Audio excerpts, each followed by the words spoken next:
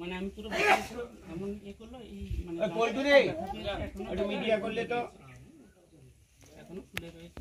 অভিযোগটা কি? অভিযোগ হচ্ছে আমার স্বামী বাড়িতে ছিল, এবার আমরা এর আগে ভোট দিতে এসেছিলাম, আমার স্বামী খাবার দিয়েছিল, এবার ওরা এসে ওটা আমরা তার আগের দিন এসেছি, ওরা মানে গাড়িটা ওই উপরে ছিল, ওরা বলছে এখান থেকে গাড়ি সরিয়ে নাও, নাহলে গাড়ি ভেঙে দেবো, এরকম বলেছে। দিয়ে হোক আমরা গাড়ি সরিয়ে নিয়েছি। তারপরের দিন দুপুর 11টার সময় আমার মেয়ে পিসিমা এরা সবাই খেলছিল, আমার হাজব্যান্ডও ওখানে বসছিল ঘরের ভেতরেই। দিয়ে ওরা এসে 4-5 জন, আগে 3-4 জন এলো, এসে ডাকছে ওকে যে তুমি বাইরে আসো। বলছে কেন বাইরে কেন, তোমরা এখানে আসো, ঘরের ভেতরে আসো। তখন বললো যেই টানাটানি করলো ওরা গেল না, তখন ওরা 10-15 জন 20 জন এসে গেল। এসে তখন ওকে ভেতর মানে গেটের কাছে দাঁড়িয়েছিল, গেটের থেকে বাইরে টেনে নিয়ে এলো।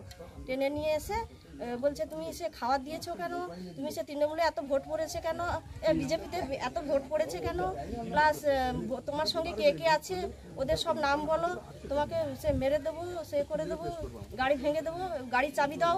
দিয়ে আমার মেয়ে ভেতরে ফোন মানে ছবি তুলছিল, তখন ফোন নিয়ে ছাড়িয়ে এনেছে। তারপরে আমার মেয়ে আবার ছবি তোলার চেষ্টা করেছে, আবার ওর ভেতরের দিকে গিয়ে, তখন আবার গিয়ে আমার মেয়ে এরকম করে ফোনটা ধরেছিল, তখন মেয়ের কাছ থেকে গিয়ে মানে ফোনটাকে এরকম, মেয়ে অনেকক্ষণ যুদ্ধ করেছে, এবার হাত পা এরকম মুচড়ে করে ফোনটাকে জোর করে ছিঁড়ে, এবার জামাটাও ছেড়ে দিয়েছে, জামাটা এখানটায় ছিঁড়ে গেছে, এবার এখান থেকে ফোনটা নিয়েছে।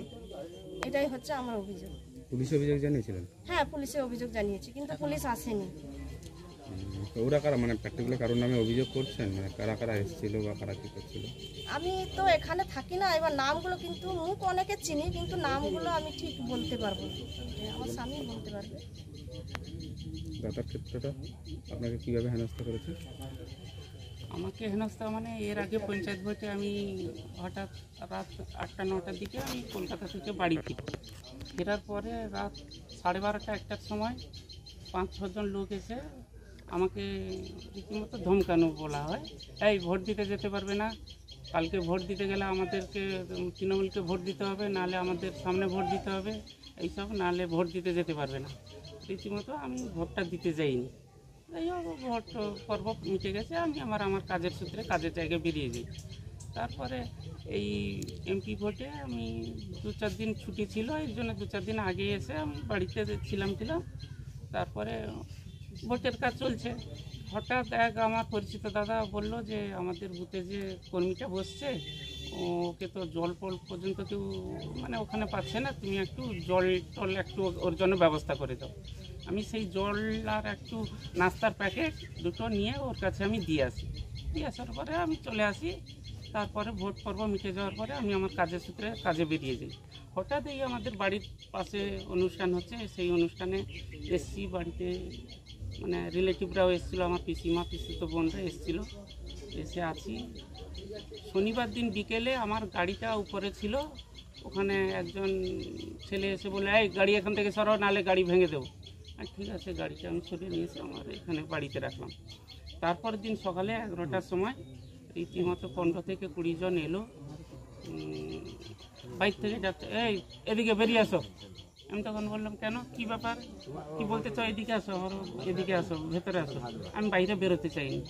তখন কি করলো, রীতিমতো বাইক ভেতর থেকে আমাকে টেনে বার করানোর চেষ্টা করলো।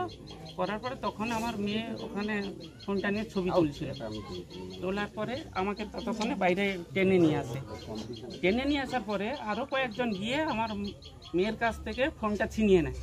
তারপরে নিয়ে এসে আমাকে বাইরে কিছু জবাব দিই, এখানে এত ভোট কেন পড়লো, ওকে তুমি বসিয়েছিলে, কেন বসিয়েছিলে, জবাব দিতে হবে, বিজেপিতে এত ভোট হয়েছে কেন, জবাব দিতে হবে, তোমার গাড়ির চাবি দাও, মিটিং হবে, তারপরে তুমি যাবে, এইসব করতে থাকলো।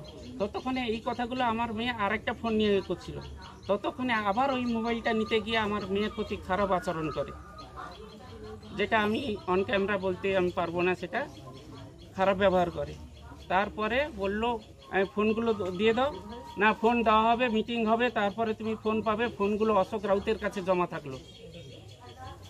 তারপরে এইসব শোনার পরে আমার পিসিমা যে ছিল বয়স্ক, উনি অসুস্থ হয়ে পড়ে। ওনাকে মানে ওনার বাড়িতে যোগাযোগ করার পরে ওনার বাড়ি থেকে বললো যে ভোট আসে ভোট যায়, রাজনীতি তার একই পথে এগিয়ে চলে, কিন্তু ভাজাচাউলি যে অবস্থায় ছিল আরও খারাপ অবস্থায় চলেছে।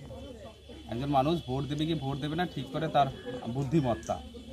ভাজাচাউলির অতীত ইতিহাস ঘাঁটতে দেখা যায় এখানে ভোট আসলেই বা ভোটের আগে পরে যেভাবে হিংসা, যেভাবে মাথাচাড়া দিয়ে ওঠে এবং প্রশাসনের নাকের ডগায় যেভাবে ব্যতিগ্রস্ত মানুষরা যেভাবে পড়ে, এটা কোনো সুষ্ঠু গণতন্ত্র বা পশ্চিমবঙ্গবাসী হিসাবে এটা লজ্জা। আপনি যাকে জিজ্ঞেস করবেন সবাই বলবে ভাজাচাউলির নাম জানে, কোনো ভালো কাজের জন্য নয়, রাজনৈতিক হিংসার জন্য। আমাদের ভারতীয় জনতা পার্টি এই রাজনৈতিক হিংসাকে বন্ধ করার জন্য আমরা প্রত্যেকেই একত্রিতবদ্ধ হয়েছি এবং একদিন ভাজাচাউলি তার এই রাজনৈতিক হিংসাকে লুপ্ত করে আবার তারা সম্মানের সহিত সকলেই হাতে হাত ধরে বন্ধুত্বপূর্ণভাবে সবাই ঘুরে বেড়াবে এবং সকলের সঙ্গে বন্ধুত্বপূর্ণ আচরণ করবে, এই প্রত্যাশা রাখছি রাজনৈতিকভাবে। আবারও বলি, যারা শাসক দল, যারা আজকে ক্ষমতার দম্ভে মানুষের উপর অত্যাচার করছে, একদিন তাদের বিনাশ হবেই।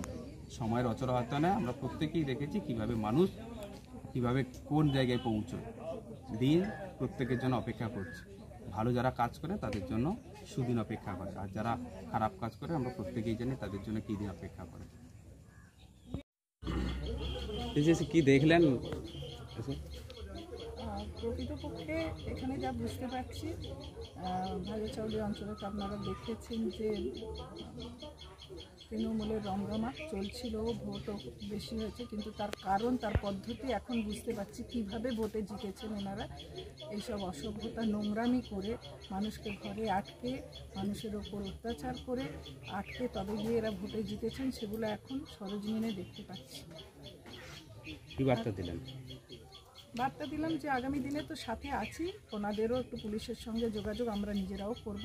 পুলিশের সঙ্গে যোগাযোগ করে যে মানে এখানে তঞ্চকতা হয়েছে 1 নম্বর, আর 2 নম্বর হচ্ছে এখানে চুরি চামারির ব্যাপারও হয়েছে, সেইগুলো জন্য আরও ওনাদের বলছি বাস্তবিকে ওনারা গিয়ে যেন ওইটা পুলিশের কাছে চুরির অভিযোগটা জানিয়েছেন যে ওনার মেয়ের ওপর নোংরামি করা হয়েছে, সেগুলো ওনারা জানিয়েছেন। পুলিশ এখনও আসেনি, সে ব্যাপারেও আমাদের একটু কথা বলতে হবে পুলিশের সাথে। পুলিশ এখনও আসেনি, সরেজমিনে দেখেও যাননি। আর কিন্তু এখন এই চুরির কেসটাও করা হোক, তারপরে পুলিশের গতিবিধি দেখার পরে আমরাও পুলিশের কাছে যাব। ভোট পরবর্তী হিংসাকে বিধানসভায় তুলবেন? যে আপনার বিধানসভা অবশ্যই চলছে তো, সমানে আমরা এগুলো চালিয়েই যাচ্ছি। ভোট আমরা ধর্ণা দিচ্ছি প্রতিদিন, আপনারা হয়তো দেখেছেন কিনা আমি জানি না, আমরা প্রতিনিয়ত ধর্ণা দিচ্ছি, প্রতিনিয়ত বসেই আছি প্লাকার্ড নিয়ে, চিৎকার চেঁচামেচি চলছে। এগুলোকেও তুলতে হবে অবশ্যই করে। আমরা এখনও এই নিয়ে ভাবছি না বলে, আরও বেশি করে বড় স্পেকট্রামে ভাবছি না বলে বোধহয় ওরা পেয়ে বসছে। ভাবছি না অ্যাকচুয়ালি তা নয়, খুবই ভাবছি, কিন্তু ওরা ভাবছে কি আমাদের ভালো মানুষটাকে, ওরা ভাবছে আমাদের দুর্বলতা। সেই দুর্বলতা কতখানি আমরাও এবার দেখিয়ে দেবো। আপনি যদি অভুক্ত থাকেন, চুরি করি না কেন, চিন্তাই করিনি তো এই রোগটা যাচ্ছে না। যে যার রাজনীতি করবে, আমি বলছি না রাজনীতিতে আমাকে চলে আসতে হবে, এখানে কথা বলছি না। যে যার রাজনীতি করুন, কিন্তু অসভ্যতা না করুন। হ্যাঁ, ভদ্রলোকের মতো রাজনীতি বাইরে থাকে